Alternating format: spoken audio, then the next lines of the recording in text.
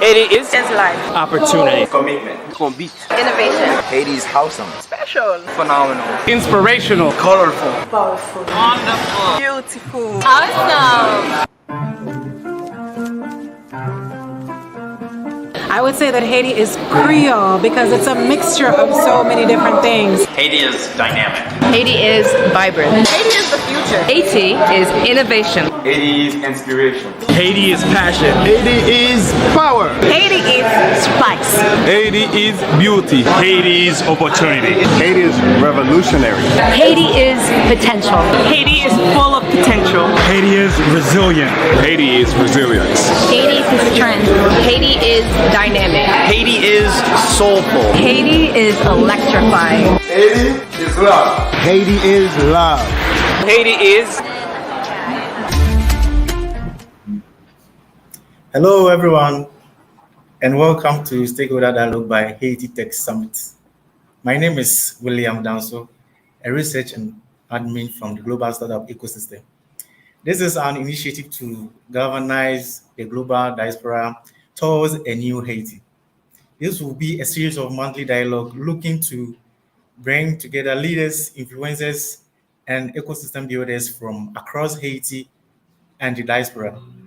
We are glad to come your way with this month's edition and thank you all for joining us today. In the chat feed, kindly introduce yourself and tell us where you are joining in from.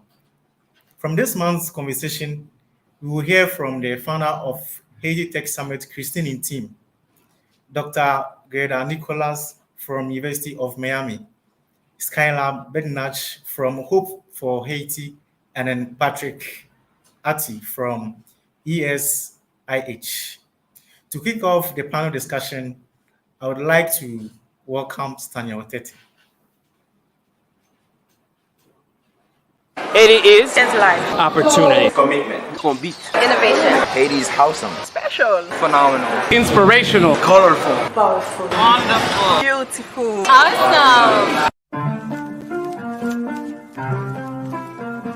I would say that Haiti is Creole because it's a mixture of so many different things. Haiti is dynamic. Haiti is vibrant. Haiti is the future. Haiti is innovation. Haiti is inspiration. Haiti is passion. Haiti is power. Haiti is spice. Haiti is beauty. Haiti is opportunity. Haiti is revolutionary. Haiti is potential. Haiti is full of potential. Haiti is resilient. Haiti is resilience. Haiti is strength. Haiti is dynamic. Haiti is soulful. Haiti is electrifying. Haiti is love. Haiti is love. Haiti is.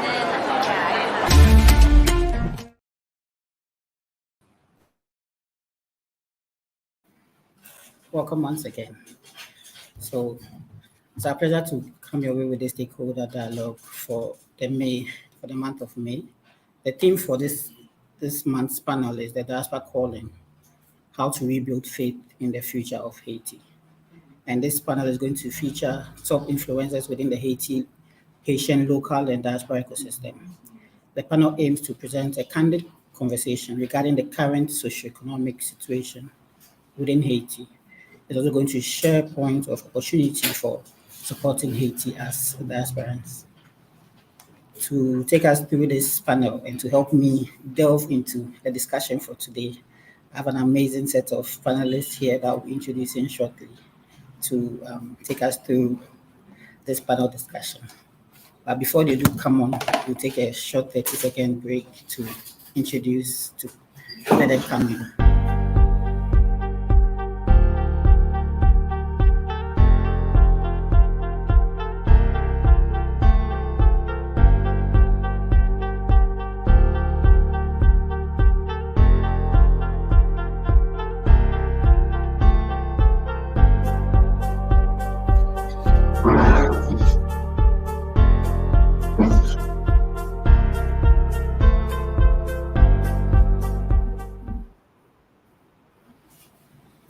Welcome back. So on the panel today, I would like to introduce my fellow panelists who will be helping me delve into the discussion that we have for today. We are looking at the various socioeconomic situations within Haiti, and also share some points of opportunity for both those within Haiti and those in the diaspora that are supporting Haiti, supporting development within Haiti as well. So the diaspora calling, how to rebuild faith in the future of Haiti. On the panel, we have amazing individuals here. We have Mr. Skylar Badnoch, who is the Chief Executive Officer of Hope for Haiti. And then we also have Patrick Atty, who is the Director General of ESIH. Also on the panel, we have Dr. Gerda Nicholas, the Professor in the Educational and Physiological Studies Department at the University of Miami School of Education and Human Development. So I'll be bringing them up to screen soon so we begin our discussion. Welcome. Morning. Good morning. Welcome. Let me cue in Patrick and Dr. Gerda so we can kickstart this discussion.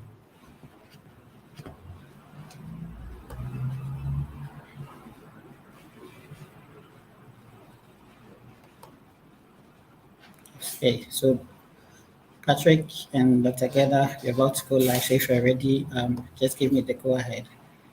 But before they do come in, I'll start with a quick introduction. I'll call you to then introduce yourself. So I'll start with Skylar. So Skylar, kindly introduce yourself and share one thing that the organization or that you personally you are doing to advance Haiti forward. Great. Well, thank you. My name is Skylar Badnoch. I'm the CEO of Hope for Haiti. I've been working in Haiti for almost 20 years, and this is my 8th year as the CEO of Hope for Haiti. And I just want to say, first of all, it's an honor to be with everyone today, and it's really wonderful to see some familiar faces, and I wish we were together in person. Just a little caveat, although I'm not a member of the Haitian diaspora, I can say with a little bit of confidence that I've probably consumed enough legume and griot and sauce-pois and tom-tom and sauce calalou and prestige in my day to have at least a little bit of Haiti running through my veins. So like I said, it's really an honor to be with everybody today. And so right now, one of the things that I think about is, that's most important that I'm doing is that I really work within a team of dynamic Haitian professionals. Right now, we have 150 full-time staff on the ground in Haiti, doctors, nurses, educators, administrators. And my role in the system at Hope for Haiti is to raise the funds and the resources here in the United States and through philanthropy so that our team in Haiti can do the work, so that they can improve the lives of children and families and communities in Haiti. And that's what's really important to me. That's what I think about every single day, is getting the resources and the support into the hands of our team in Haiti so that they can improve healthcare and education and access to clean water and economic opportunity for their fellow citizens in Haiti. And I just want to also just think back to 2019 when I was at the Haiti, we were all together at the Haiti Tech Summit. And it was one of my favorite memories of 20 years of working in Haiti. It was such a beautiful event, and the energy was infectious, and the hope was clear that in the belief that we can all collaboratively work together. And I remember, getting to stand up on stage and talk a little bit about Hope for Haiti. And at the end, we made a promise as an organization to build 10 computer labs. And that was back in 2019. And I'm just proud to say that today, our team, my colleagues, our organization, we raised the resources and we did the work. And we now have 37 computer labs that we have been able to establish and we currently support in the southern part of Haiti as part of our commitment to the Haiti Tech Summit. So thank you for inspiring that work and inspiring us to make that kind of a commitment. Thank you so much, and thank you for the work that you do and you continue to do within Haiti as well. I'll come to you, Patrick, as well. You should kindly introduce yourself and share with us one thing that your organization or yourself you're doing that personally to advance Haiti forward. Well, thank you, Staniel. Hi again, Skylar. Nice to meet you again, and Yeah. even virtually. What we do, so as you know, in the higher education sector, things have been very slow, like in most of the country, those last at least 12 months, I would say, more aggressively due to the security situation. But we have tried to look at opportunities, like market opportunities in our sector, which is technology in general. And 1.5 years ago, this thing called ChatGPT, generative AI, was born, at least for the general public. And we realized there was an opportunity, a market of $1.3 trillion by 2030. The thing speaking Haitian Creole very, very well, actually. We started exploring this, and we decided, and we've been working for about 1.5 years now very aggressively on that, creating a program, a training program for the Francophone world, in French, on generative AI, including mostly concepts and vocabulary of generative AI, how to use ChatGPT, and how to do basic prompt engineering and advanced prompt engineering. And this is a core program we have created.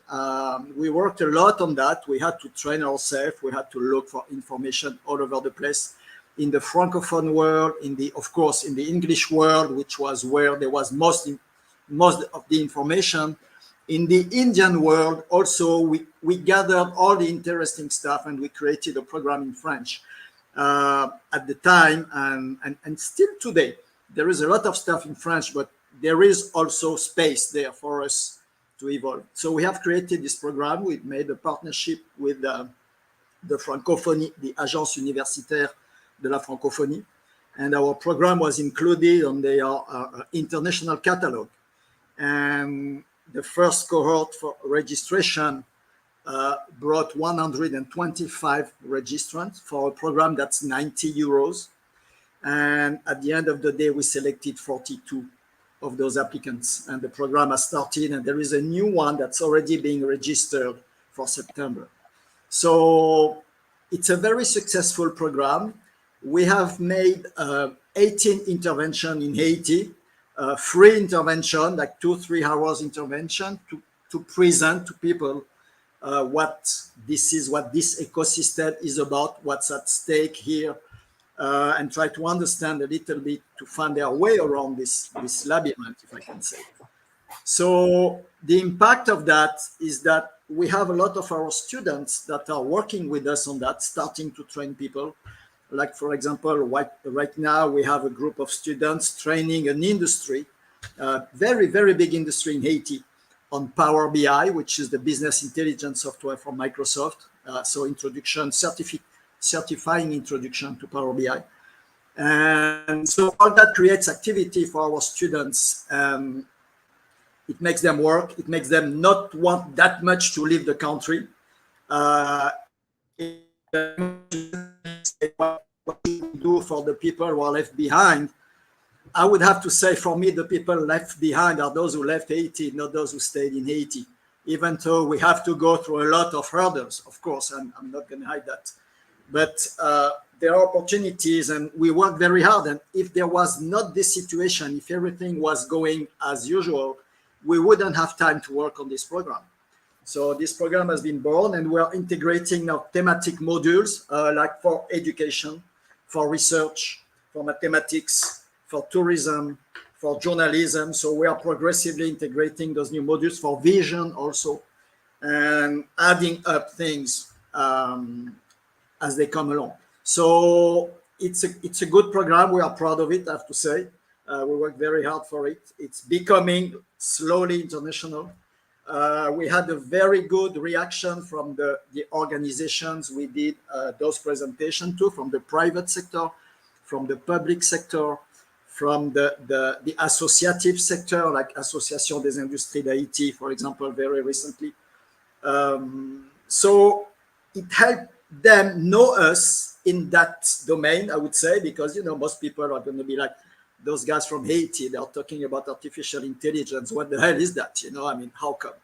So we have to prove that we we have worked on that and we have some skills on that, etc., etc. So for me, the message here is it's value creation. I mean, the key is value creation. It's not charity. To help Haiti move forward is help Haiti create value, not do charity, not see Haiti as a big charity ground, and create value at our very, very small level. We have tried that and it seems to be working, you know, and there are many other niches where people can go. But technology, which is the key word in text, is where I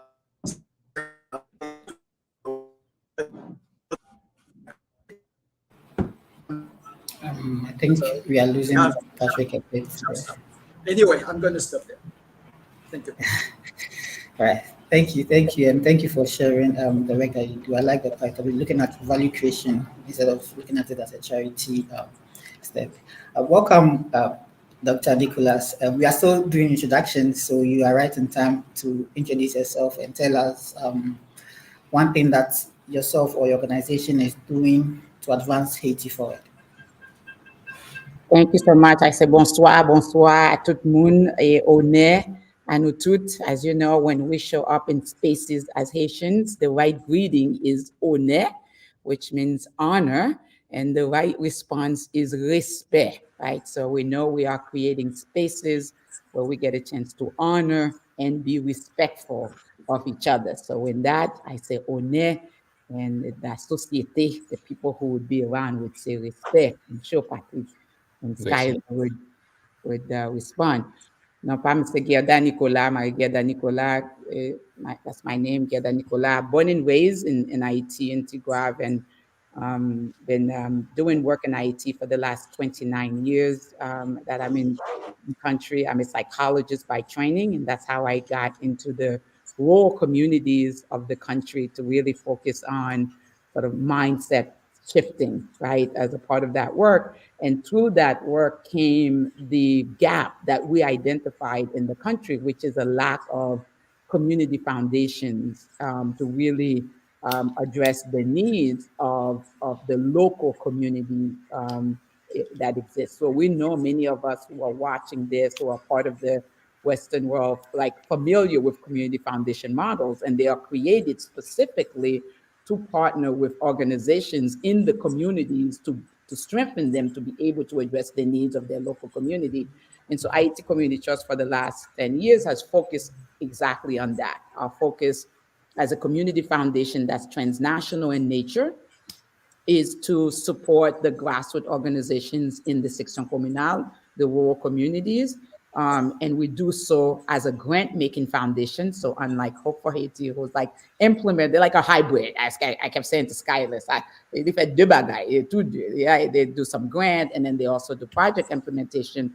We don't implement project. We are a community foundation that is supporting those grassroots organizations in country. So we think of ourselves as like when people stop supporting Hope for Haiti outside of Hope for Haiti, there's got to be an entity internally that's continuing to support the work that Skyler and team have done. And so our community foundation model is exactly that, right? To continue to support the good work that has been happening on the country.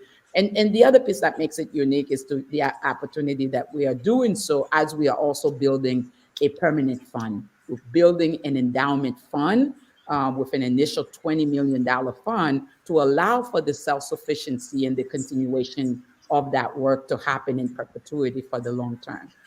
So I would say our work right now, we are in about 15 sections communal, Lagonav being some, NIP in the Department of South as well. So ADEC, where we are really working with a series of organizations around our 3 pillars, which is civic education, because it's really key, because a society that does not see their nation as their own, does not see their community as their own, seeks to perish. And this is something we have to support and in a really meaningful way.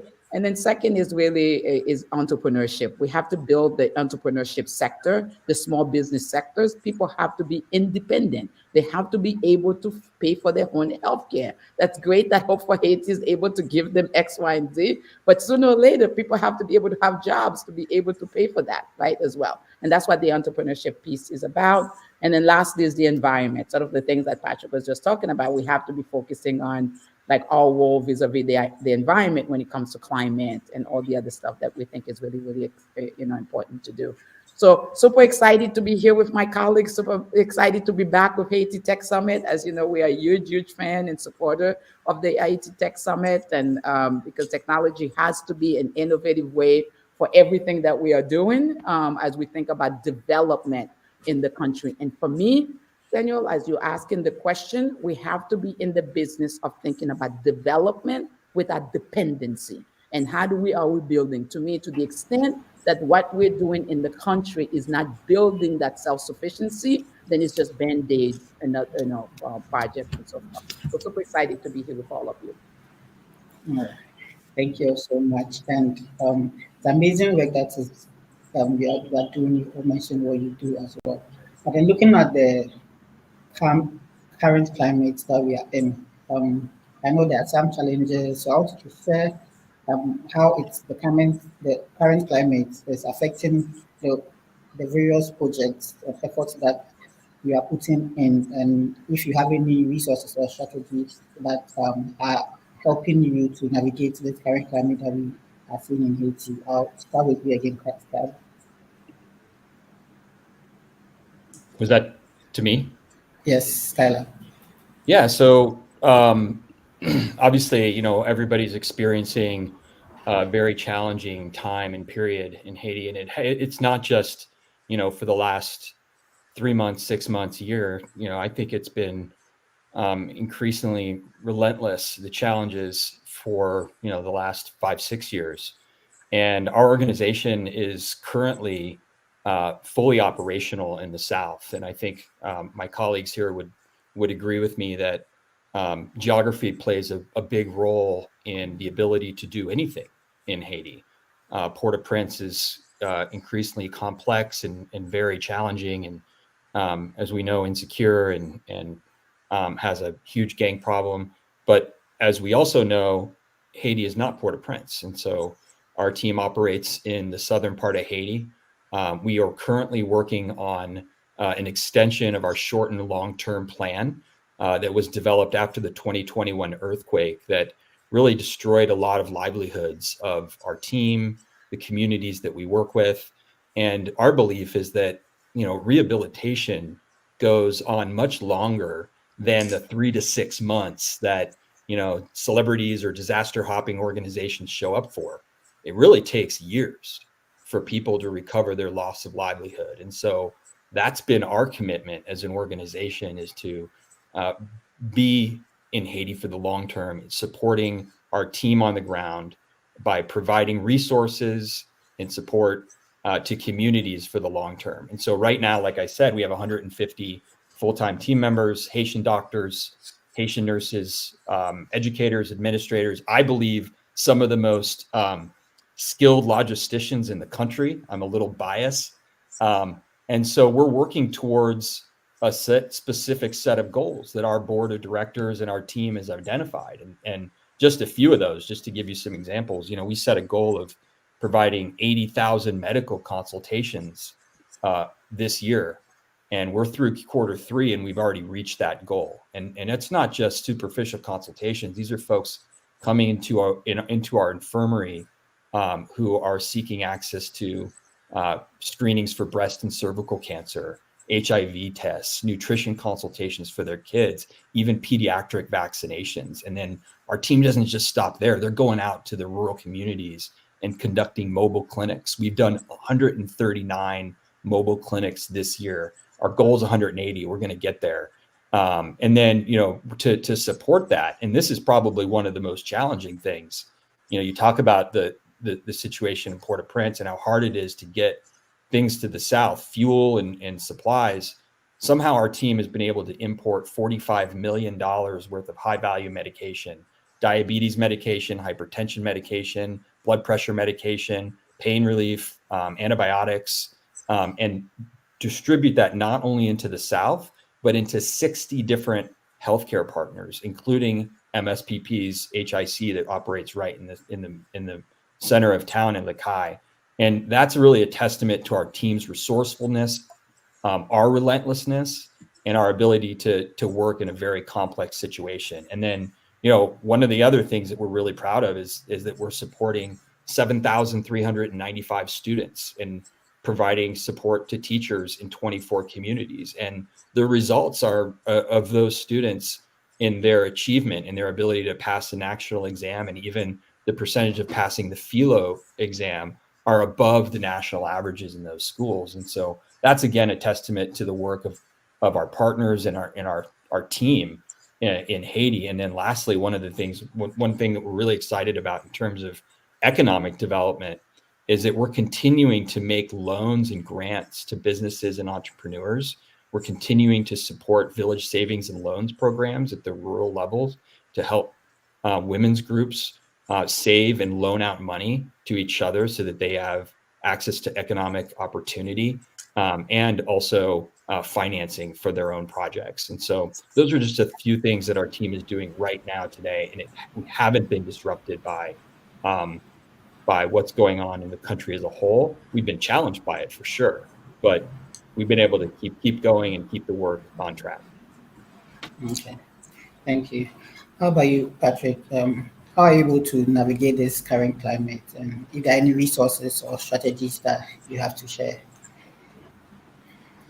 Well, a lot of the things that Skylar has mentioned, we are also submitted to them. It's a general situation, and the country has been basically closed. I mean, close to being closed for the last month, year, maybe a little more. It was bad before, for sure, but it was really closing almost 100% those last 12 months. So we have had to face about the same things that Skylar has mentioned, even though we're not in the province as he is, we are in Port-au-Prince. So facing a brain drain, there has always been a brain drain in Haiti of people, professional students, etc. But those last 12 months, and maybe a little more, we could always debate on how many months, but recently I would say the brain drain has grown, not exponentially, but very, very much due to the security situation in Haiti. With the Biden program, Canada has been basically a vacuum cleaner of resources, of human resources. And so a lot of people have left, for many, many, many good reasons, actually. I can't throw the stone at them. So one of the key issue for us is how do we replace that? How do we mitigate the effect of that? And for us in the higher education world, distance learning and access to distance resources, to remote resources, has been a key element. The professors we could keep are there working. The students who couldn't leave are here working. And one of the key elements for us is, and we're just a little peanut in the whole ecosystem, is to recreate this critical mass of human resource that we have lost. We didn't have that many before, but we really have very, very few now. And I commend the work that Skylar is doing with Hope, funding Haitian students, not with scholarships to go abroad, but scholarships to study in Haiti, right, which increases the capacity, the probability for them to stay in Haiti. So recreating this is key for us. And more in the long run, so distance learning and trying to recreate slowly the critical mass of people who have tech skills that are in demand, not just tech skills, but you have to train them on tech skills that are in demand. As I mentioned, artificial intelligence, data analytics, and this kind of things are in demand, even in Haiti today, And those kids who stay in Haiti, who get those skills, they will be the king of the world, maybe 6 months, 1 year, 2 years from now, when the country, hopefully, when the country starts a little bit to get a little more calm and give people time to evolve, So that's, and the last thing before I finish, the last thing is the research capacity of Haitian. And I'm going to give you a number that I love to give. I've given this number 1 million times already. If you have heard it already, I'm sorry. But if you take the case of Israel, for example, Israel has a population of 9 million inhabitants, like a little bit comparable to Haiti at 1 or 2 millions, but about the same population as Haiti. Israel has about 72,000 researchers in basically science and technology researchers, and this is Israel. So 72,000 researchers in science and technology that contribute to more than 40% of the PIB. I don't know how to say that in English, the Produit Industriel Brut, basically to the Israeli economy. In Haiti, if you want to know a number, in Haiti, and when we talk to the few researchers that we have in Haiti, not just people who have a PhD on the business card, but people who are actually doing research in particular conditions. We don't have 30. So compare 30 researchers or a population of 10 million inhabitants in Haiti to a population of 9 million inhabitants in Israel and 72,000 researchers.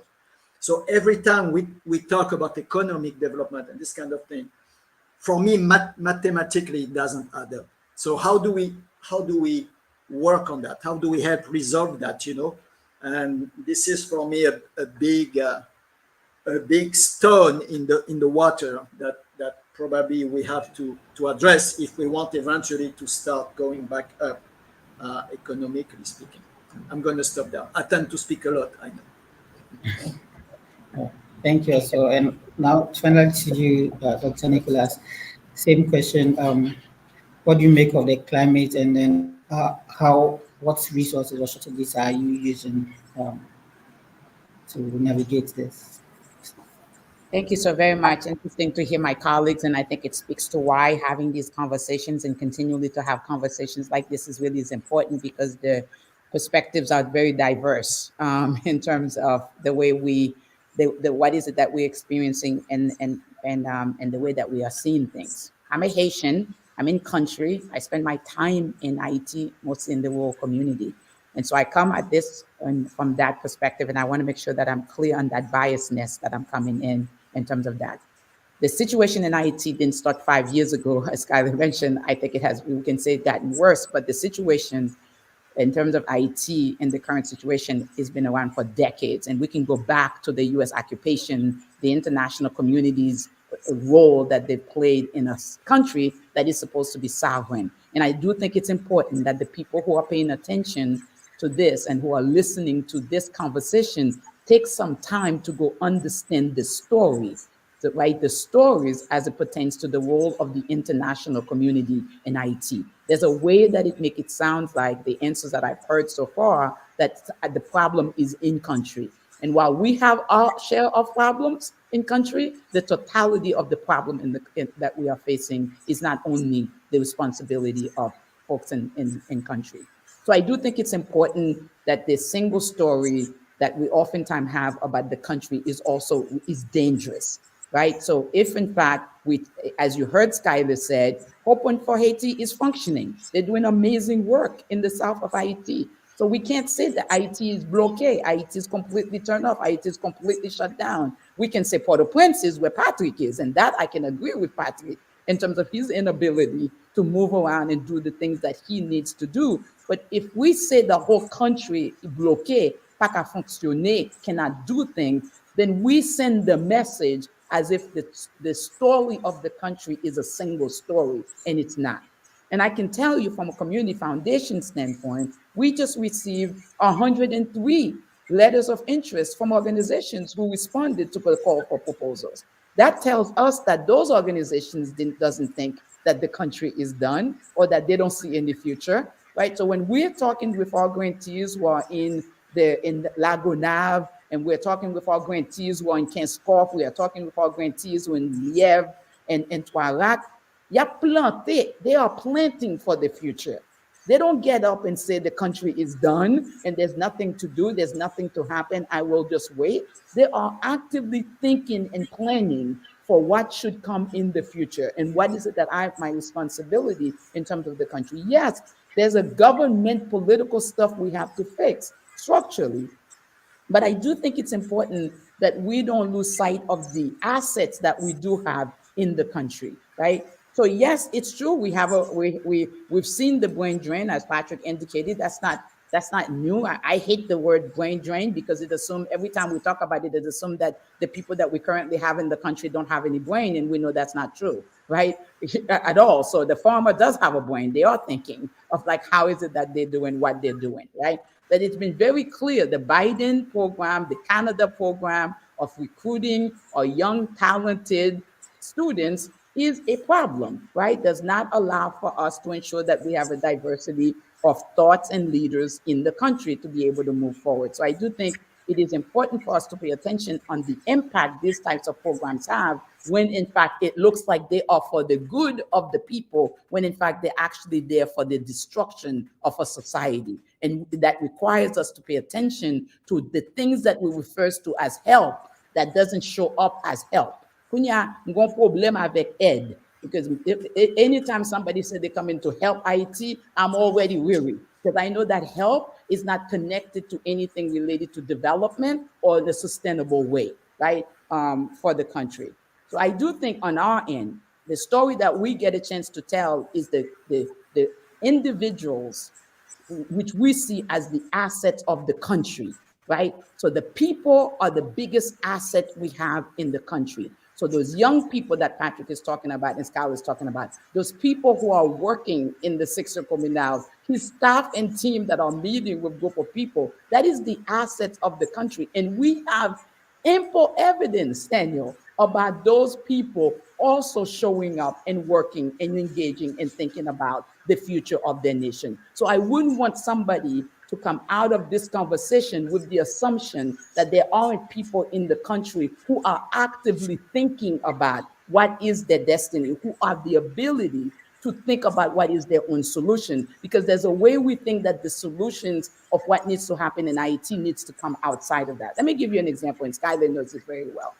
There's been a group of people working tirelessly at the creation of an international airport in Okai. That's been in the books now for like couple of years. But these people are continuing to meet. They are meeting, they are engaging, they are mobilizing. If they thought their country was done, they would all go to sleep and just wait for the end to come. But they are meeting to kind of actively thinking about what is the solution for our own development, because the reality is the solution for development in IT does not lend itself outside of the country. Parce que Haiti pas gen zanmi. Haiti doesn't have friends right now, right? We don't have, so because if in fact we think of these international groups that we are talking about, Daniel, as friends of Haiti, then I want to redefine my friend. Because friends don't show up this way for societies. Friends don't engage in these types of behavior. And so I am here, I hope that in the midst of this conversation that we are uplifting the assets that we have in the country, the people, right, the culture, right, and what are some of the goods and how do we leverage that goodness for the future of the country, and not only looking at this sort of the negative. And like I said, as a community foundation, our testament of whether or not there's hope, and there's, so Hope for Haiti does hope in reality. It's like, can we have evidence of where hope is showing up in lots of people's lives and lots of different activities? And we can tell that by the sheer number of people who are meeting, who are mobilizing, and who are creating ideas for what their communities should look like in the future. Lago Nav is planning a community development center with the best architect in the country, Eli Daniel, right, to create a community leadership training center for Lago Nav. Those people are actively engaging and talking and planning and right and so forth. Let's focus on that, right? Because the story of what's wrong with Haiti is everywhere, right? You can go on Google and that's where you're gonna get it, right? And so, but I hope that we also, because it's a revolution we are in. That's one of the things we talk about, Tanya, is that right now the economic and the narrative about Haiti is a revolution that we almost sign on to, because it's really awful, right? And this is an opportunity for us in the midst of chaos, it's an opportunity to innovate. And I know Skylar Jeremy because he's an innovative guy. You know, he knows about like the ideas like how do we turn things around in terms of in the middle of crisis and issues that we are facing. And we have to spend the time there as well. Okay, thank you. For the record, I hope that we get to take the inaugural flight from Miami to Lake High on that and land on that airstrip. That would be pretty amazing. How cool is that? Like we're gonna make it happen, right? Let's see that. What can we do? Yeah, make it happen. Yeah, very interesting insight. And I'll just follow up with you, Dr. Nicholas, on this next question about entrepreneurs who are developing tech solutions to address some social challenges in Haiti, because there are some entrepreneurs that we've seen coming up who are doing so much. And so I want to ask, what is your advice for such entrepreneurs within Haiti that are finding solutions within tech and just to address the social challenges that they are facing? They decided not to go, but even if they leave, they are finding those solutions for what's going on within Haiti.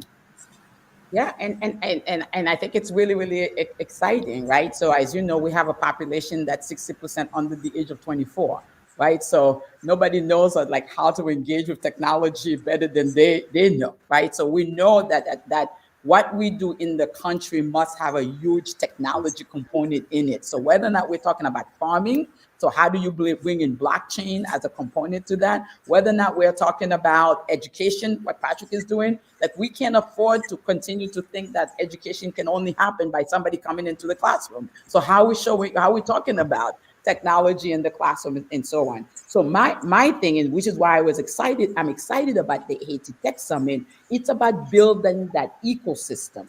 So what is the ecosystem of these organizations focusing on tech in each of the departments? We have 10 departments. So imagine for a moment that you're able to pull all of them that says, these are the organizations that are in the North, right, department that are focusing on this. And these are the ones in the Department of NIP. This is the ones that are in all of the departments. And now it allows the coming together that needs to happen, the capacity building work that needs to happen for the organizations happen as a collective, as opposed to as an individual, because we're a collectivist society already. So we understand the idea of working in compete. So how do we create opportunities, Samuel, right, that would allow these organizations to come together under umbrella, that would allow them to know each other, that would allow some of us who have the resources to think about the capacity building that needs to happen for each one of them, and then how do we link them to both market in country as well as the international market, right, in a way that's really meaningful as well. So let me give you an example. So the Miami-Dade for Haitian Heritage Month, Commissioner Bastien is hosting a IT expo, right? A business expo. It's like, how do we making sure that some of our Haitian groups who are doing that work? So there's a group coming out of OCAP who's coming into this particular event this weekend as well. So it's an opportunity for us to think about how are we as entities who cares about this are creating the opportunities that would bring this ecosystem into place so that there's more synergy, that we're doing more with less, right? In terms of next step, but also thinking about, creating the opportunities that I know, go net come Skylar, come to the moon. Skylar knows everybody. If we have an ecosystem, it's easy for Skylar to come into that ecosystem and say, okay, how are we plugging this group that is focusing on this work and thinking about how they can be linked to an international group and so forth, right? And so on. Like we have entities, and forget about the United States for a moment or Canada. Like we have entities like Costa Rica, right? Like that has like institute like CATI, that have like agriculture, that has climate resiliency program, that has all of this training that can absolutely happen through technology. So how do we ensure that all people have access to that kind of training that will allow us to have the number of scientists and researchers that Patrick was citing that Israel have that Haiti doesn't have, right? But like, how are we creating the opportunities to ensure that that actually is happening? And I think that's some of the work that we as larger entities and institutions can play a role in building as well. I know Skylar will probably give more to me. I know he has other things. Yeah, same question to you, Styler. What advice would you give to Haitian entrepreneurs who are developing tech solutions to address social challenges in Haiti? Yeah, well, I have a lot. I agree with a lot of what Dr. Nicolas had to say, and and just again, for the record, you made the point about the 5 years, Dr. Nicolas, and I think the point that I was trying to make is that it's just been over the last 6 years for me. It seems to me that it's been increasingly more challenging with insecurity, pay lock, even exchange rate situations in the economy. Of course, it didn't start 6 years ago, but and I would connect that to my answer. If I were to invest and we were to invest in some sort of technology in Haiti right now, about 6 years ago, we were operating a fund that was investing in Haitian businesses and entrepreneurs. And it was a considerable amount of money, and we made grants and loans to businesses and entrepreneurs. And sadly, many of them have been unable to repay at least the grants that we made have been unable to repay the grants or the loans, excuse me. And some of them had to shutter their businesses, most of them. And the reasoning is solid. It's pay lock, it's COVID, it's the 2021 earthquake, it's climate change, it's the political instability, it's the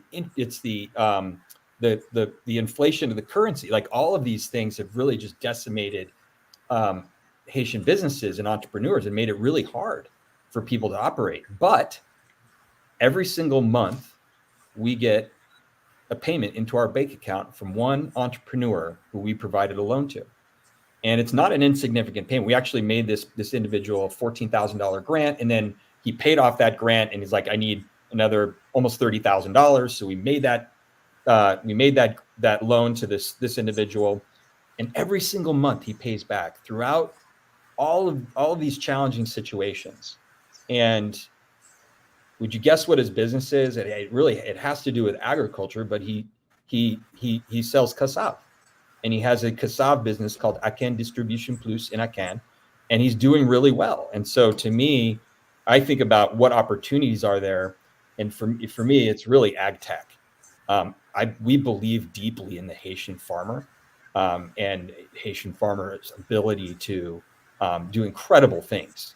And so ag tech to me seems like an area where there could be very important investments made that help increase food productivity and help mitigate the effects of climate change and increase climate resilience, and even support job creation and support market access for farmers. And so to me, it's that it really is ag tech that's got me interested. And then earlier to Patrick's point about regenerative AI, very interesting. I remember about a year and a half ago having a debate with somebody about, they were saying, what we need to do is like invest in coding for young students in Haiti. And I looked at regenerative AI, I'm like, I don't think that's going to be the job of the future. It's something else. And so using AI to help support learning and growth and productivity, and making sure that that's equitable for young students in Haiti, that seems like it would be an important investment to me. Thank you. And back to you, Patrick, as well. What advice would you give to Haitian entrepreneurs who are trying to find solutions with tech to address the social challenges that we have in Haiti? Can you say that again, Daniel, please? What advice would you give to Haitian entrepreneurs who are developing tech solutions to address social challenges in Haiti? Okay. So maybe one advice among many others, but one advice that I believe is important is to get educated to the highest level. I know there are many interventions, there are many initiatives on the ground that are made with people who are not necessarily educated. But the value created that brings big economic return today is from educated people most of the time. and doing something with non-educated people. And I'm not saying that in an arrogant or diminishing way at all. Is a good start to go further. It's a very good start, but eventually Google has been created at Stanford, Microsoft and Facebook at Harvard, etc., etc. Every time, not every time, but a lot of time, in a very sophisticated and conducive environment to this kind of ideas. So I'm not saying Haiti has to be that tomorrow, certainly not, but we have to start somewhere. And we have had experiences where people coming, a Haitian from the diaspora coming from Los Angeles, wanted to recruit, and that was like 3-4 years ago, Haitians to do business intelligence. And the work was to analyze accounting reports. So you imagine there is some confidential issue there, etc. But that was not the main point. Analyze accounting reports from businesses in California. So we needed highly trained people being able to do business intelligence. We could find 3 on the market, and those 3 were already employed with a very good salary, even in Haiti. So the point here is that this is not one versus the other. I think both are important.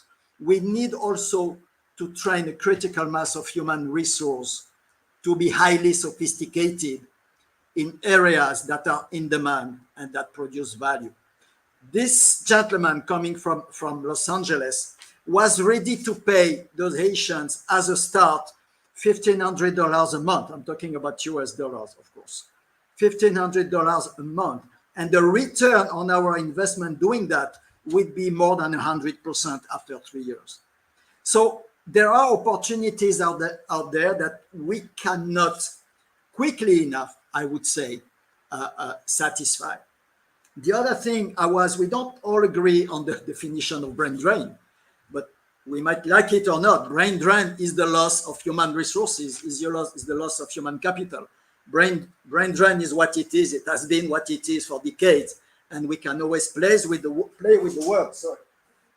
Brain drain is there. It's there. We are losing a huge amount of skilled people, maybe not all skilled at the level we would like to, but of people who could start things, maybe start businesses, get more educated. We are losing them by the thousands, at least. And I'm being very conservative here when I say that.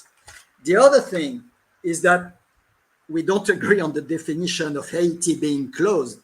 For me, Haiti being closed is when you have 40% of your students telling you that their family has had their house burned, where businesses are calling you every day, telling you they have lost their technical people because they left Haiti. For me, this is a country being closed. It doesn't mean that institutions A, B, or C hasn't found a way to get around that and work. In our case, we're lucky because we're located in a zone where the gangs have not attacked. So I guess we have been luckier than others. But for me, a country being closed is when your students are telling you they cannot make it because they lost the house. They had to go live somewhere else. When your professors tell you that they had to déménager to go somewhere else. For me, this is a country being closed. We might like it or not, but this is a country being big time closed, which doesn't prevent some institution to be still working there. Thank God, it's not completely closed. So yeah, so coming back to that, the point I wanted to make is really value today, economic producing value is made by people who have some sharp skills. Could be in tech, it could be anywhere else. Skylar mentioned the gentleman who was making cassave. He's producing value because the people, they need the cassave. They don't have enough cassave, they need it, and they buy it. So where is the value? How can we get trained to leverage this value? But also, how can we leverage the tech industries, the tech opportunities? And today, this is largely documented. Value is produced as a big part with the tech industry. So the tech industry in many areas, as I always tell the students, tech for tech is useless. tech applied to a specific domain is where it's being useful. So being more and more skilled at tech and science, for me, is key today, to be able to leverage those industries and to be able to be even more useful to you guys in the work that you do.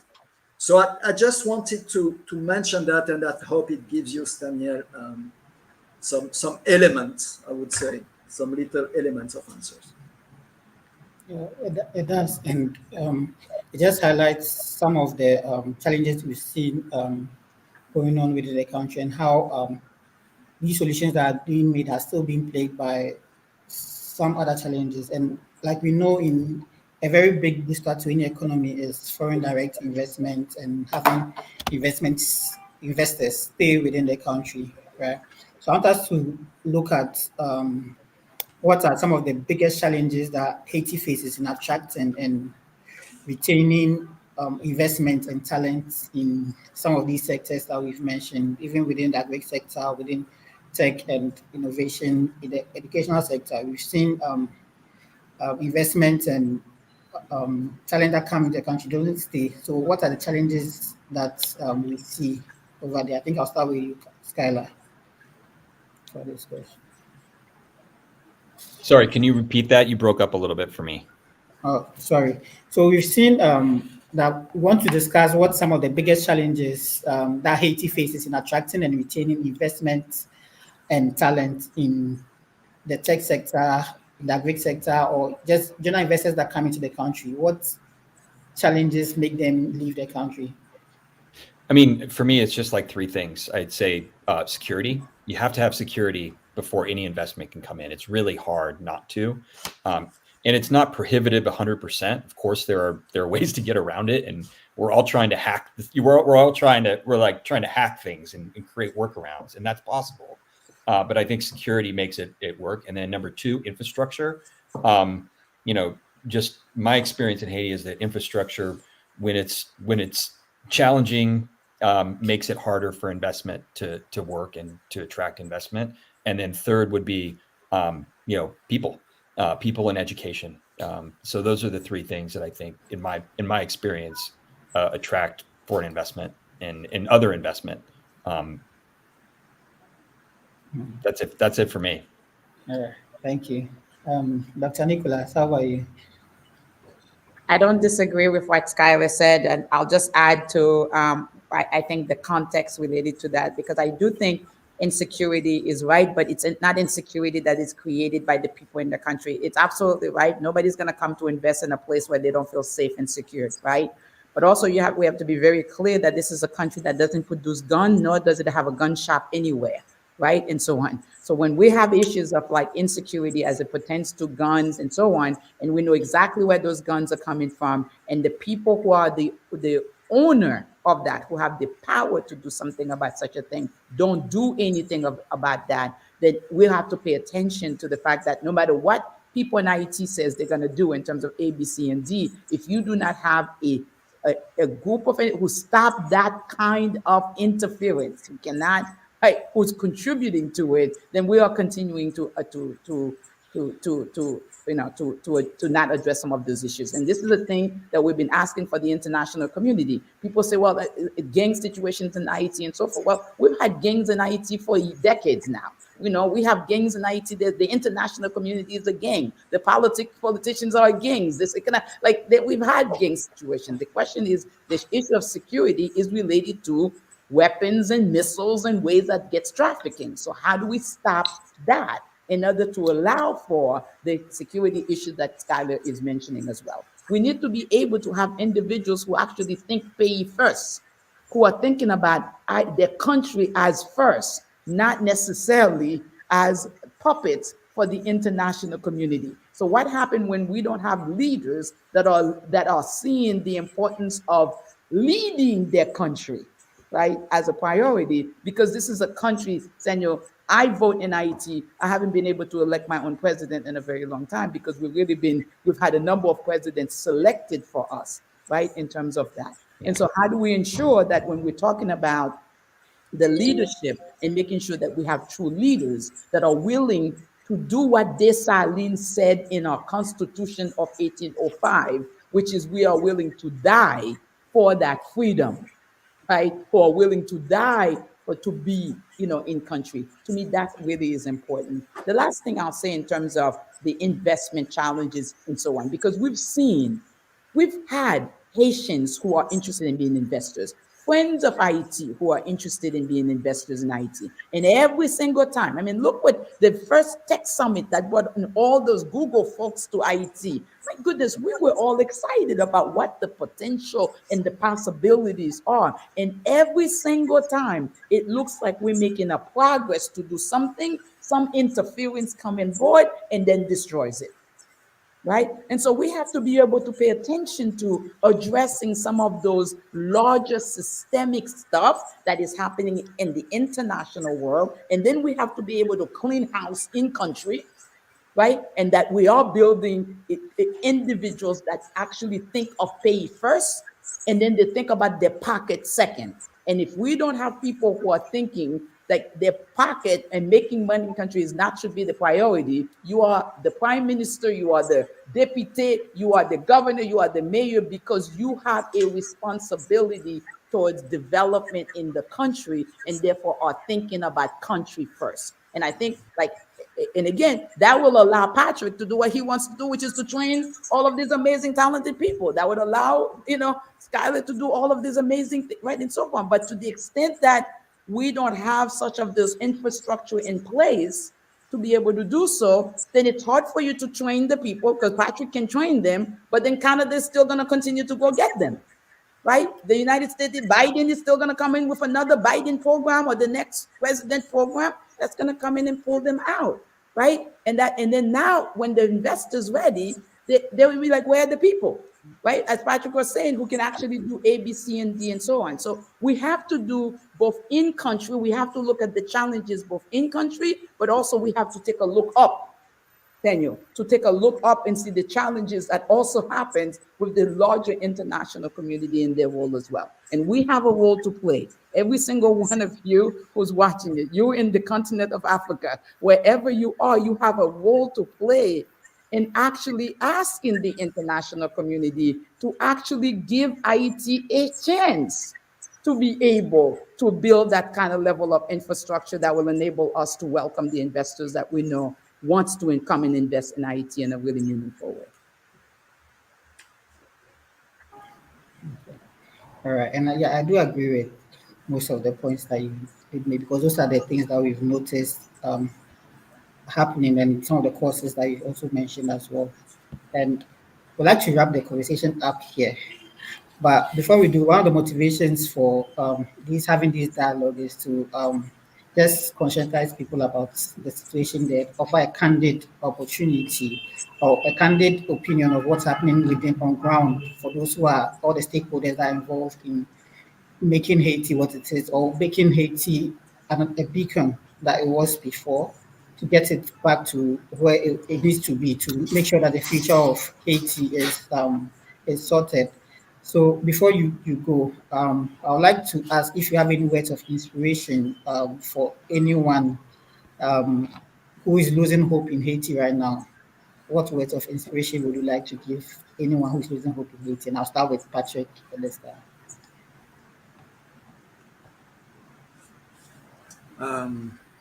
Yeah.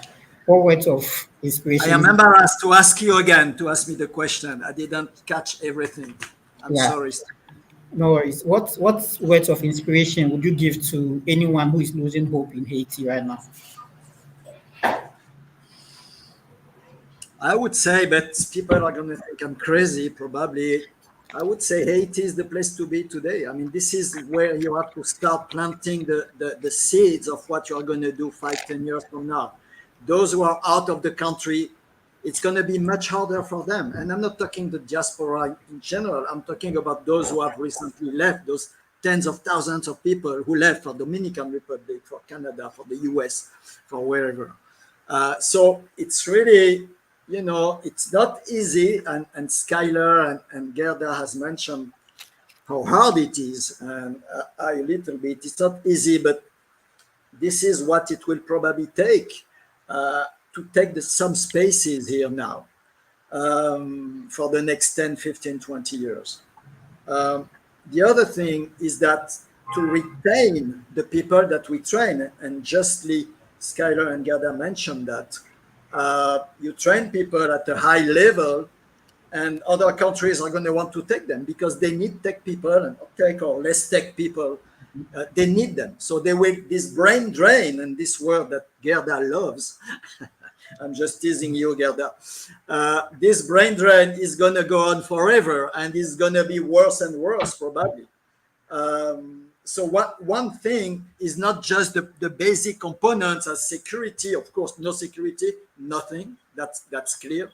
But assuming we have some security at some point, one of the things is that our salaries have to be competitive. And I give you the example of a guy in AI who had a PhD at the time the first Haiti Tech Summit happened. And he met this guy from Google at the HTS who invited him like 3 years in a row to be part of a coach team on AI. And eventually they proposed him a job, and a very high paid job, to go to Mountain View in California. So he left eventually, not to Mountain View, somewhere else, but it's very hard to keep. Once you have funded their training, researchers at the highest level, keeping them is hard. If you have trained them, here I'm talking about shorter term professional training, as we say, business intelligence, Gerda mentioned blockchain, Internet of Things, whatever, artificial intelligence.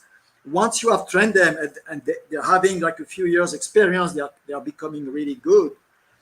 It's very hard to give them a level of salary that a US company would give them, or maybe a European company or another country. So one of the solutions we started to experiment, and it's very small now, is remote work, like what the Chinese are doing, what the Indians are doing. And those guys are very aggressive. This is, if you contact a company once, they send you an email every day. They will send you an email every day. So we have to start developing this kind of mindset, not just thinking about opportunities in Haiti, even though obviously we have to serve Haiti first. You can't become king somewhere else if you're not king in your own ground, that's clear. But we have to look at remote work. It's a very big world out there. There are a lot of needs. It's going to become bigger and bigger in those areas. And we have to get ready for that. And this is, I would say, this is more short term. And the little word of optimism is that the Caribbean in general is not that advanced in those areas. They have the infrastructure. They have millions and millions of dollars invested in universities, in campuses, etc. In Jamaica, University of the West Indies, in Dominican Republic, Gerda mentioned Costa Rica, etc., etc. But the Caribbean in general, in terms of science and technology, is not that advanced. And I like the comparison of Haiti being the last student, the last ranked student are not that advanced, meaning if Haiti studies a little bit more at home, he's going to pass a lot of them. Independent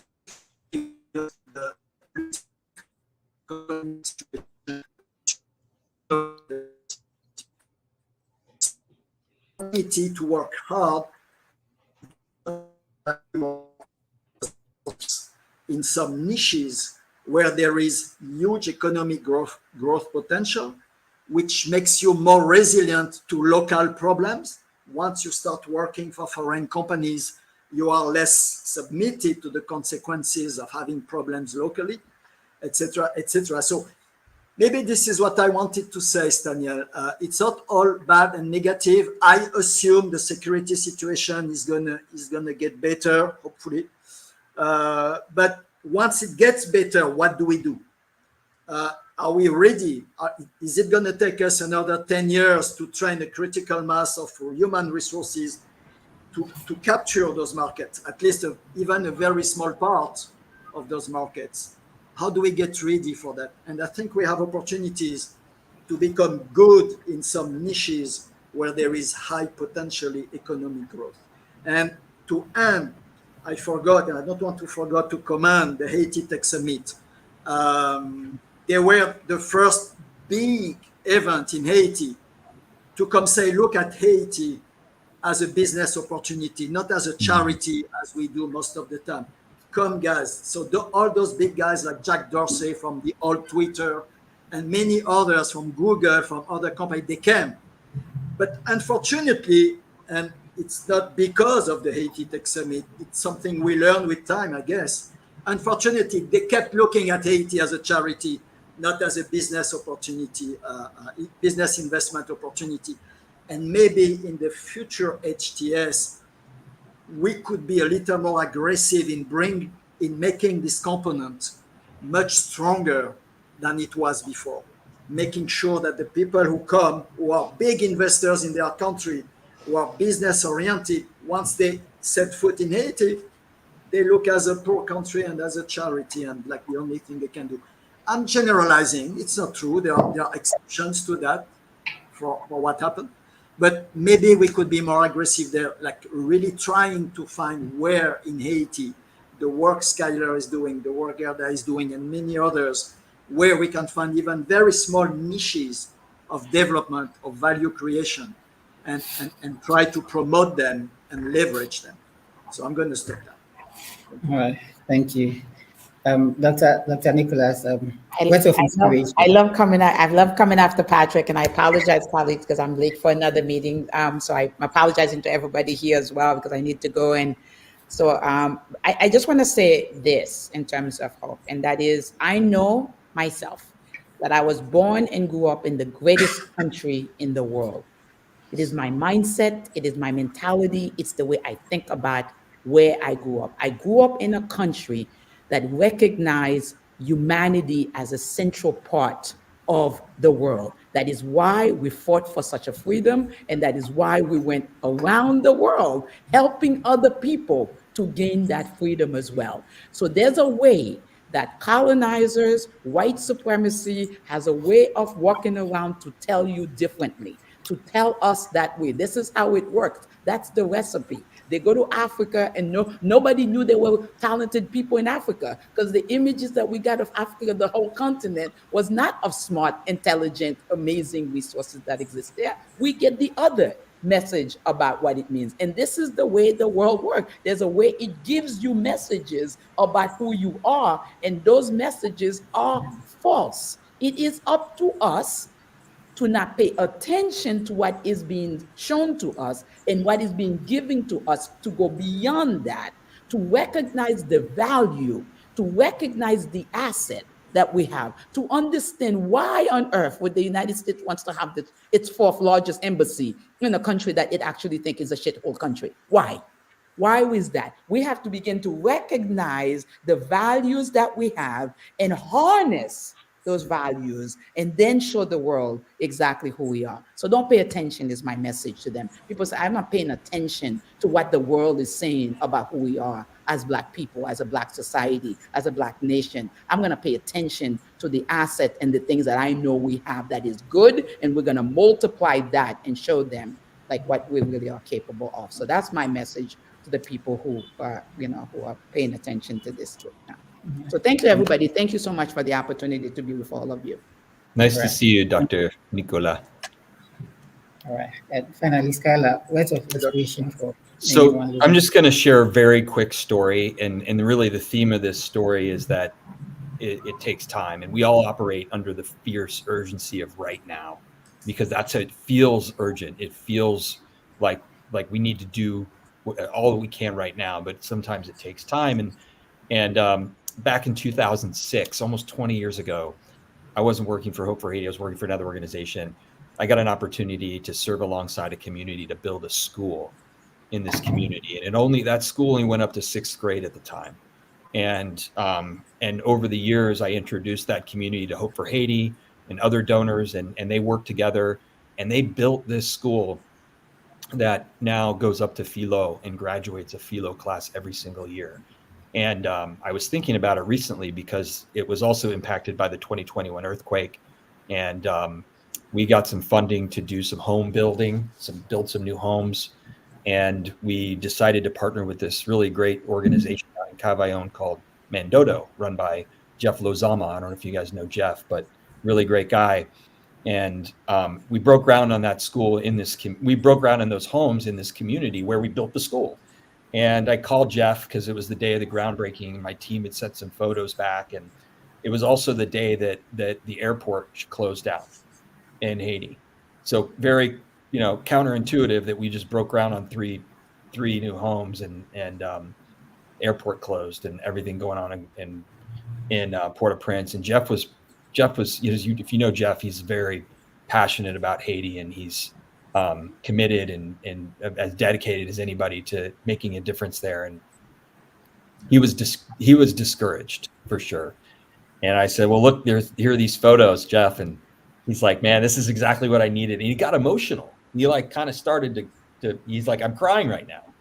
And I said, well, which one do you like the best? And he said, I like this photo the best. And it was a picture of Emmanuel, Jeff's project manager, with the school director, Met Road. And they were, with the sign, they broke ground on the school. And he said, what's amazing about this picture is that Emmanuel went to the school in Ravine Sab. And now he's stayed around and he's building homes for his community. And to me, that reminds us that it takes time, and that for those people who are in Haiti working, they deserve our support, they deserve our resources, and they have our hope and encouragement, and we're going to do everything we can to resource them so that they can improve their own communities and their families and their country ultimately. Great. Thank you so much, Skylar, Patrick. It's been an amazing conversation.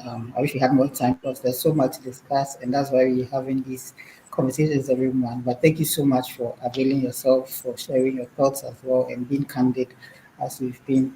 It's great work that you are doing. Just say keep up the work that you are doing within Haiti. As we build up towards the Haiti Tech Summit, yes, we'll continue to engage you in whichever way that we can, and we hope that you avail yourself as you have today. But thank you so much for your time, and do enjoy the rest of your day. It's been thank you so much. Well, thank you very much. Okay. Thank you so much to all our viewers. It's been an amazing time with the panel. We heard from Dr. Gerda Nicholas, Skylar Badmuch, and Patrick Atty all today. And this has been the Stakeholder Dialogues for the Haiti Tech Summit. This initiative is being brought to you by the Haiti Tech Summit, and this is going to be a monthly series that's going to bring together some leaders like you've seen today, influencers and ecosystem builders from across the country and the global diaspora. So not just those in Haiti, but we see some from the diaspora around. And this is going to be all year round. And this forum would hope to galvanize and mobilize the Haitian community towards a more prosperous future for Haiti. It's been an amazing session with our speakers. The theme for today has been the diaspora calling, how to rebuild faith in the future of Haiti. And the panel featured, we had influencers within the Haiti local and then the diaspora ecosystem as well to provide this candid conversation regarding current socioeconomic situation in Haiti and share points of opportunity for supporting Haitians, Haiti diasporans as well. On the panel, we had our able speakers which did justice to the topic, including Dr. Gerda Nicholas, who is the professor in the Educational and Psychological Studies Department for the University of Miami, particularly the School of Education and Human Development. We also had Skylar Badmuch, the Chief Executive Officer of Hope for Haiti.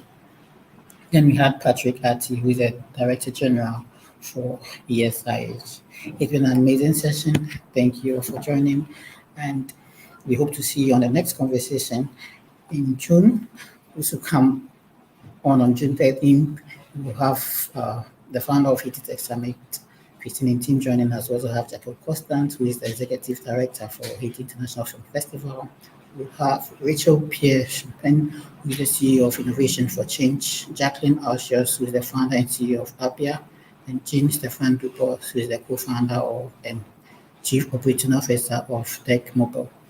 It's been a pleasure coming your way with this month's edition of the Stakeholder Dialogues brought to you by the Haiti Tech Summit, and hope for you to join the conversation next month as well. and do enjoy the rest of your day. It's been a great time today from the Haiti Tech Summit team. Thank you all so much. Haiti is life. opportunity. Commitment. Innovation. Haiti's wholesome. Special. Phenomenal. Inspirational. Colorful. Powerful. Wonderful. Beautiful. Awesome. I would say that Haiti is Creole because it's a mixture of so many different things. Haiti is dynamic. Haiti is vibrant. Haiti is the future. Haiti is innovation. Haiti is inspiration. Haiti is passion. Haiti is power. Haiti is spice. Haiti is beauty. Haiti is opportunity. Haiti is revolutionary. Haiti is potential. Haiti is full of potential. Haiti is resilient.